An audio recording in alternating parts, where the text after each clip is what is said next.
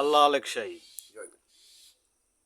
আজ আমরা শাহের কাছে শুনবো যে নবী নবী আসলে কাকে বলে এবং নবী এর উৎপত্তি কোথায়, কিভাবে নবী আসলো, আর এটাও জানবো যে নবী এই শব্দটির বাংলায় অর্থ কী।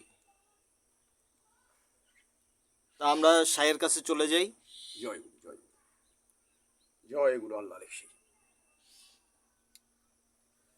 নবী নবী আমরা বলি,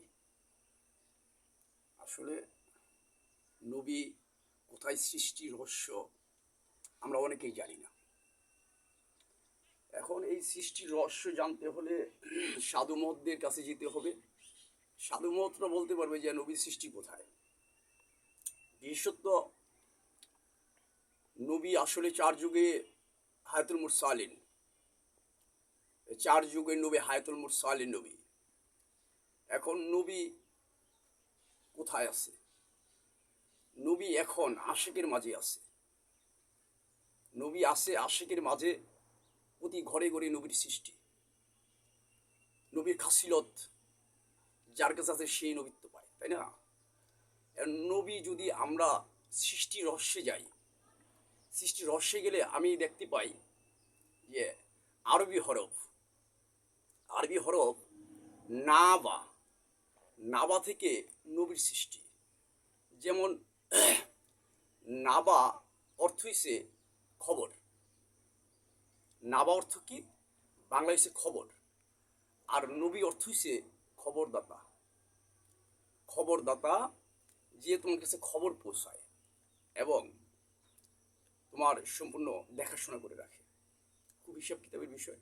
আমরা নবী নবী বলতেছি, নবী বলতেছে নবী কোথায় সৃষ্টি জানতে হয় আগে। বলতেছে সবে বলে নবী নবী, নবীকে নিরঞ্জন ভাবি। বলছে দিল, এই যে দিল, দিল ডুরিলে দেখতে পাবি আহমদ নাম কাকে বলে। খুব হিসাব কিতাবের বিষয়। আমরা তত্ত্বে ঢুকি না বিধায় আমরা নবী রাসুল এগুলা চিনতে পারতেছি না, সঠিকভাবে তাদেরকে ডাকতে পারতেছি না। আর নবী রাসুলকে যদি সঠিক এবং সুন্দরভাবে ডাকা যায়, সে সাড়া দেবে না কেন? আর সে তো হায়াতুল মুরসালিন নবী, সে অবশ্যই সাড়া দেবে যদি আমরা নবীকে চিনতে পারি, নবীকে জানতে পারি। আর এই জায়গায় ফকির লালন শাহ বলে গেল, যেই নবীর সঙ্গে তোর চিনে তার দাওন্দর। কি বলছে? বলতেছে যেই নবী সঙ্গে তোর চিনে তার দাওন্দর, লালন বলে পারের কারো সাথ যদি হয়। তাহলে এখানে কিছু ইঙ্গিত কিন্তু দিয়ে যাচ্ছে আমাদের আমাদের এই মহাত্মা ফকির লালন শাহ, আমাদের জ্ঞানের ভাণ্ডার। সে আমাদের জ্ঞান দিল, জ্ঞানের মাধ্যমে, তার জ্ঞানের মাধ্যমে, জ্ঞানীর মাধ্যমে, দিব্যজ্ঞানের মাধ্যমে আমরা এগুলো জানতে পারলাম। হ্যাঁ, তো সে অনেক ভাষায় বলে গেল, আমরা কিন্তু তার ভাষাগুলো ধরতে পারতেছি না বিধায় আমরা চিনতেছি না। তো সবাই, আমিও ক্লিয়ার করলাম না, আমি কিছু ইঙ্গিত দিয়ে গেলাম নবী চেনার জানার, কিন্তু নবী অর্থ হইছে খবর দাতা।